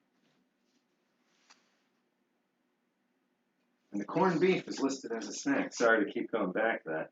So we got snack, corned beef, cheese, instant noodles, chocolate, boiled sweets. So honestly, the only thing that's a pork product that's in this box is the sausages. That's got to be what they meant by bacon grill. It's just sausages in lard. Maybe it's like thicker, like a rasher of bacon kind of thing. But this is really, really neat. This whole thing. I think I've never walked through the contents of one of these all the way. And just whoa, well, took a tumble there. This thing's resilient though. It'll be fine.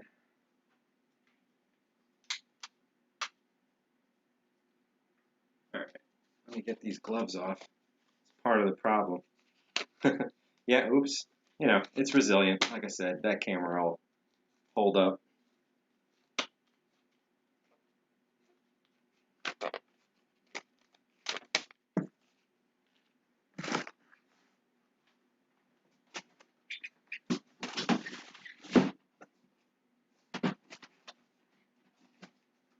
I'm not gonna bend these under. I'm just gonna flip them back like that, and then we'll carry this back over to the office, and I'll see you guys over there in just a second. So going to the Be Right Back stream.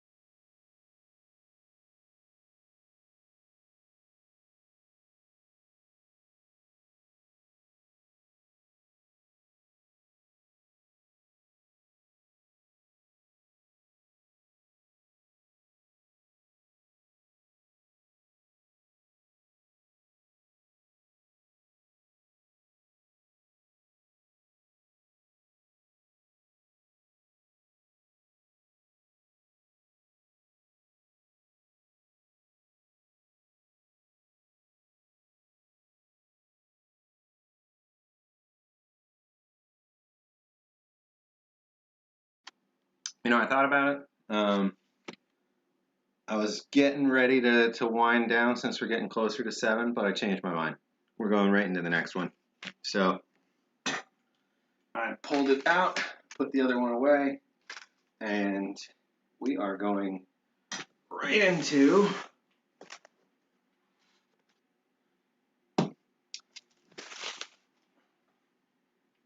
snap this off for a second.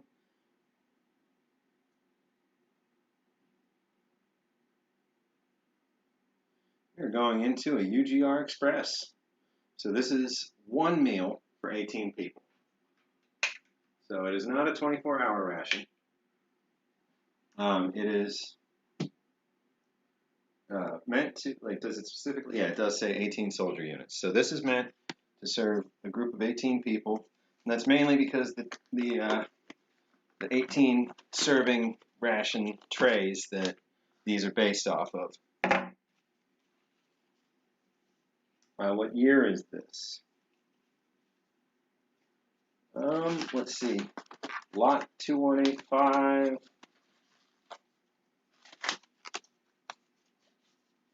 There's a lot of codes on here, 2098, 2092, 2039, 2052. I'm going to go ahead and guess this is a 2012. It's either a 2012 or 2002, most likely. So we'll find out shortly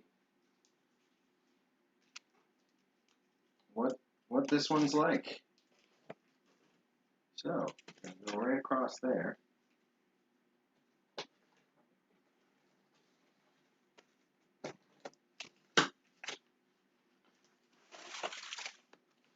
Yeah, I'm thinking that's what it is, Dubsy.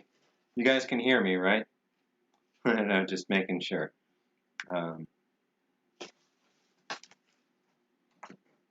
Overall, I think we got that problem kicked, but yeah, okay. Thank you, Sunshine. Much appreciated. But just making sure. Okay, so let's see what we got. Oh, now this is what I want to see. This is neat. So the UGRs, I don't remember if this one's going to be a self-cooking, but we might be in for a treat in terms of technology. But right off the bat, you can see this was made for being 100% ready to go. Everything you need to eat is out of the box.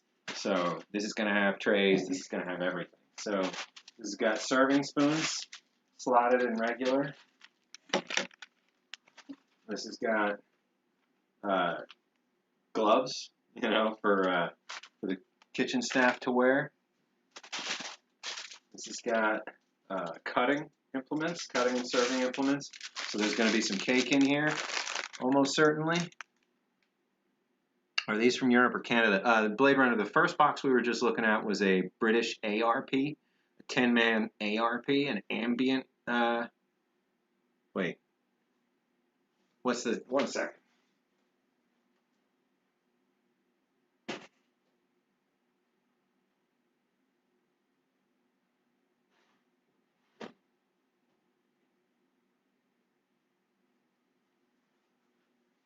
Yeah, an ambient ration pack. I just didn't want to. I wasn't certain. Ambient ration pack. So that was the last one. This is American. This is a U.S. UGR, which is a unitized group ration. So this is essentially a whole forward kitchen. A quick but more comfort of home style feeling meal than like an MRE or an FSR or anything like that. You get that cafeteria style. Everybody ate the same meal. They ate it together. They move in. They get served chow. It's a pretty standard, but without any additional equipment. So UGR-A and UGR-B have other purposes and are generally made up of a series of boxes. Some include frozen and otherwise perishable products and are meant to be cooked in external heating setups and that sort of thing. Whereas this cooks itself. The oven is in this box as well. So these are fantastic. Uh, so we've got nice a nice chunk of orange juice between these. So I would assume we've got enough orange juice for everybody. And this isn't orange drink. This is instant orange juice. And I've always been tempted to steal one from in here, but I haven't. I'm sure many of you are familiar with the like MCW LRP style granola with milk and blueberries. We've got a nice pile of those. Caramel apple Ranger bar. Ah, Ranger bar might be a clue for the era here. I'm not sure there that we're talking, or if we're still talking 2012 or not.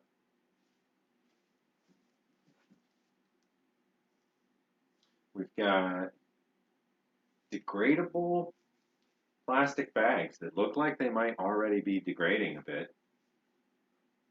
Interesting, degradable. So 34-gallon bags.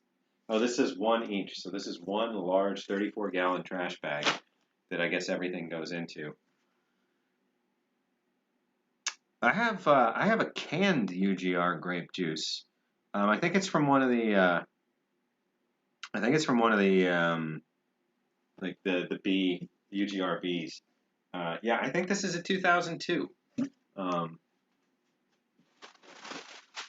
not, not 100% certain, but we'll find out. So we've got spoon, fork, knife combo sets with your salt, sugar, pepper. So 2 sets of those, so we got 18 sets of those probably. And these are the individual wrap, cafeteria style, all your utensils. I know, Smokey, you were saying you were looking at that British one that had like metal stuff. That's crazy. This has plastic and paper. Oh, and this is neat. So I'm gonna pull this out, try and keep it together. So here you can see kind of in the recesses, so that no space was wasted in here. We've got all the creamer, the non-dairy creamer. We got a nice brick of that. We got all the coffee instant type 3. So yeah, we're talking 2002. We got the moist towelettes.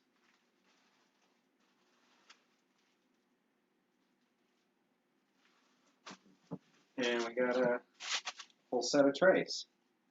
So you can see a nice stack there. So everybody would get their tray, they'd get their portions, Texas Pete hot sauce,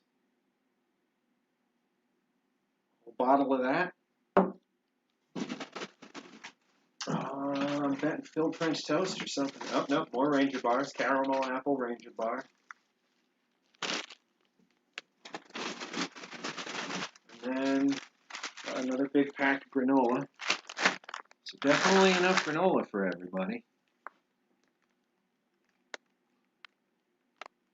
I'll have to take a look at that link in a bit, Smokey. Yeah, I saw you sent something.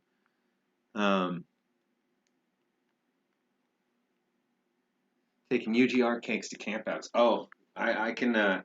So I've served about 2,500 UGRs or UGR meals to people over the 2009 through 2014 Burning Man era.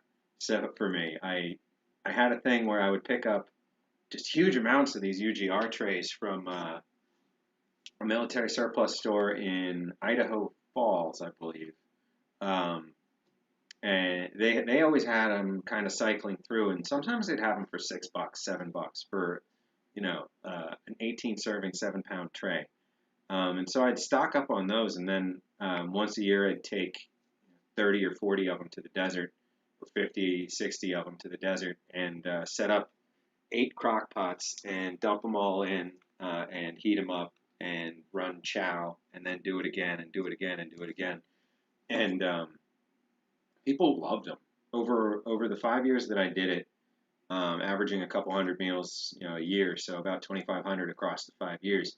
I got 2 portions of food total returned or thrown away. Other than that, it was empty trays. People would eat their meals and have nothing. Little tiny scraps maybe, but like only twice that I can think of somebody came up with like a whole portion of something that they tried one little bite and said, "Oh no, that's not for me."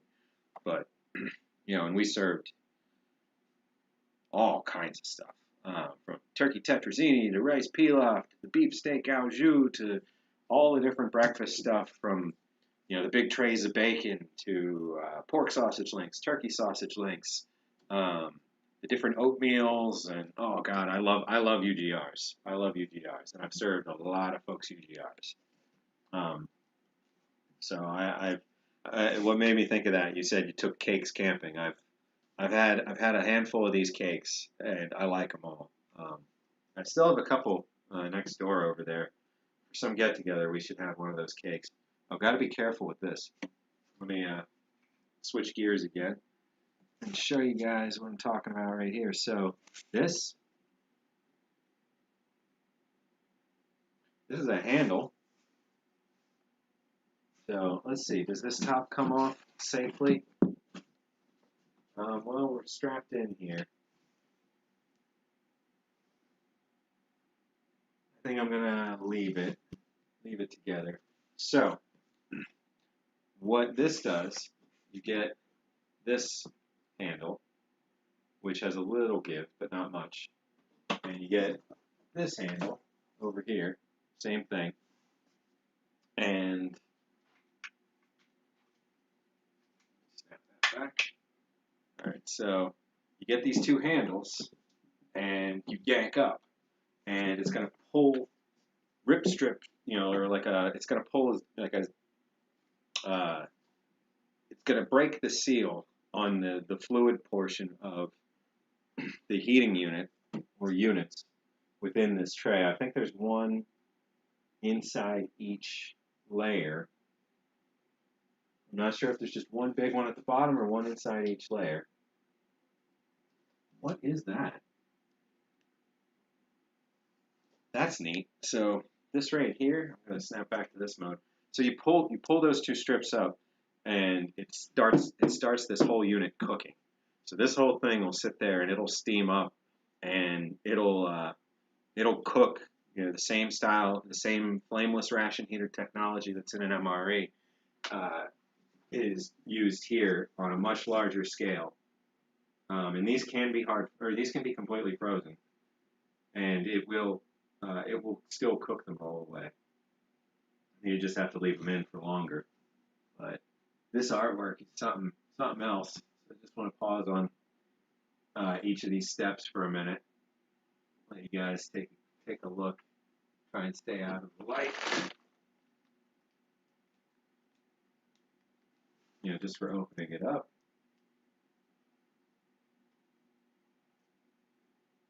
And then you can't miss this warning up here that reminds you that this is going to have flammable gas coming out of it, the hydrogen. And that you can get badly burned, or that it can be set on fire, that sort of thing. There will be 4 strips hanging. Okay, so that answers that. Each of these trays is sealed within a heating tray. So each of the 4 portions of this are going to separately cook. So there's, when you pull these tabs, you get 4 remnant pieces on each that are going to come through, that are the part that rips out, that exposes the liquid in there. So let's see, can't probably see through the tape, excuse me, but it says wait 45 minutes, serving trays, drink packs, serving spoons, and utensils may be removed while waiting. So we've got, if frozen, allow to thaw before heating. Sorry, I was wrong when I said that. So you got, the cooking time is based on it being thawed, and it's going to cook for 45 minutes, which actually, that sounds about right compared to when I was cooking these crock pots and whatnot. It just takes a while to heat up that much food. The first time I ever tried them, I did it with a chafing dish setup, and it did not work well. Did not work well at all. We had a lot of cold UGRs and barely tepid, not even, I wouldn't even say lukewarm. Um, and that was thankfully just a small event, maybe one round of that or 2 rounds of that. So we learned our lesson. Yeah, and when I say we, it was just a couple folks in my Burning Man group that would help me out with the setup and tear down of the Chow Time event. But we played civil defense films throughout the whole thing. So you'd line up, you'd get your army chow, and you'd sit down in a little makeshift theater, and you'd watch films about protection against the atomic bomb, and you know cleaning and painting your house and putting plastic over your furniture will keep you alive when the bombs drop.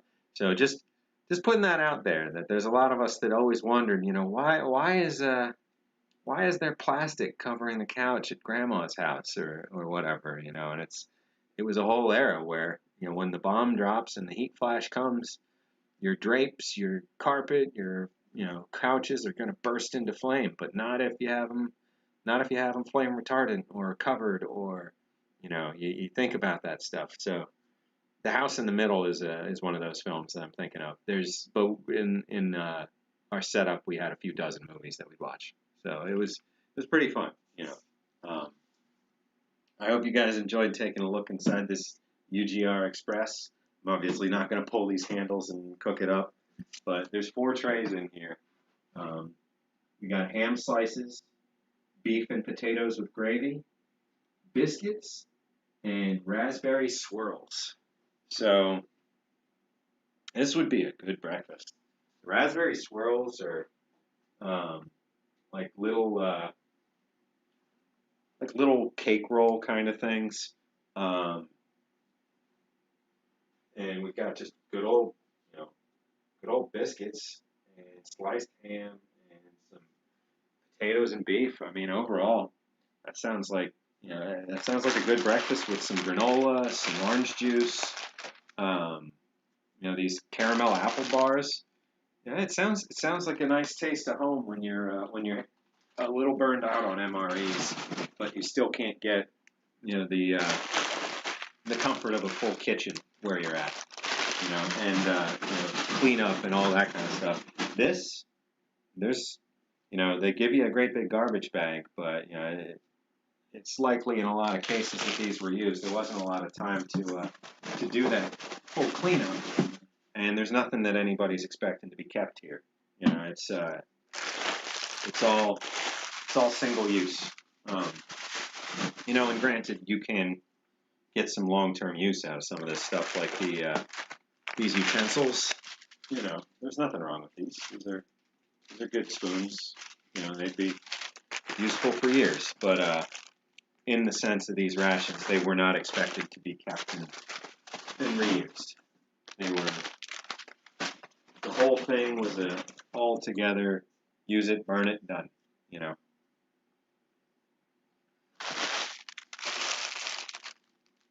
Yeah, the Express is exactly. The Express is so named because it is the version that, for one, it's one box, the entire thing. 2, it's one meal, and 3, it's self-heating. So it's its own standalone, really intriguing concept, and they're still in production. They're still UGR Express. So I don't think we produce as many of them unless we're expecting there to be a lot of front lines combat. Because when it's more a maintenance kind of situation, you get to use the kitchen. You get to have everything in a mess. You get to use fresh goods. You get to use canned goods. You get to plan it a little different than you do when you don't have any of those conveniences of getting back to your base. And needing to be on the move, needing to be Oscar Mike for a while. So do not rough handle when frozen, but it can be frozen. So this contains water-activated flameless heaters, and that's what happens when you pull that cord. It lets out actually kind of a saline solution into the into the wide flat ration heater. So there's an FRH about this big, you know, in each of those trays at the bottom, and they're not part of the actual UGR. They're part of the UGRE heating system that the UGRs go into. And UGRs and T18s, the tray 18 servings rations they're one and the same really. They're the T18s preceded the UGRs and were produced alongside them for a little bit, but they're the same concept. It's a big tray that was meant for serving roughly 18 servings of the same thing. But I'm really glad all you guys got to join us this week. This was a really exciting stream. I think we walked through a bunch of fun stuff. Dream, hey, welcome, by the way. Check out, if you get a chance, it's on archive.org. You can search House in the Middle, and you'll see exactly what I mean in terms of that plastic on couches and stuff. They talk it up as if like it's gonna be the difference between your house being a ball of fire and, you know, and even in the film it's kind of admitted, less of a ball of fire, but still on fire, you know, just maybe savable. Anyway, and thanks Blade Runner. Yeah, that's our purpose here. I want to save not only the meals themselves, but, you know, the history of it, the companies involved, and all of that. So we're barely started. Like, this is a very fledgling organization, and there's a lot ahead of us. But bit by bit, you know, I think even just doing these streams and talking as a group is moving us forward. So I appreciate everybody coming out. I hope you have a great rest of your Sunday night.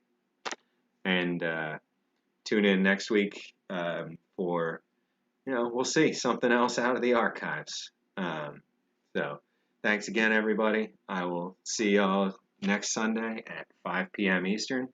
In the meantime, please check out the new Facebook page and throw a page like on there and whatever that is.